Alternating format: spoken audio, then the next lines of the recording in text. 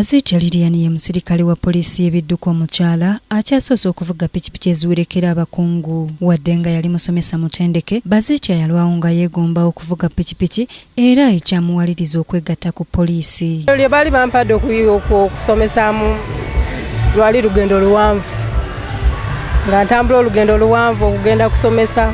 Sometimes amakubo g'omu byalo gamanyi gabeera nga si malungi.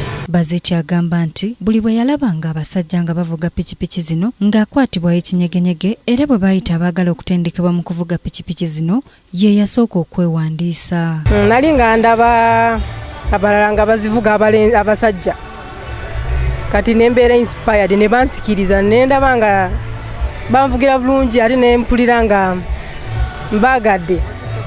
Kati nange message bwe yajja nga baagala ba riders ne applyinga nengenda ku training. Era ng'omulimu omulala bwe gutabulamu kusoomozebwa ne Bazita yasooka kufuna buzibu mu kutendekebwa anti kyamutwalira akabanga. Jasi bw'oba traininga ebyokutraininga okimanyi ebyokutraininga bw'oba okyayiga kikubeeramuko kizibu nnyo oba tonayiga ekyokukola naye nga ba instructors bwe bali okukola omulimo gwabwe ne bajja mu rider. Mu myezi 8 gy'amaze ng'avuga pikipiki, Bazita afunyeemu ebirungi bingi omuli okumanyikibwa ennyo. Mikwano, nkoze emikwano. Banga kati ba riders abalala be nali simanyi ba senior riders. They are all my friends because bamanyi kati tulina omukyalo omu avuga piki tuvuga naye.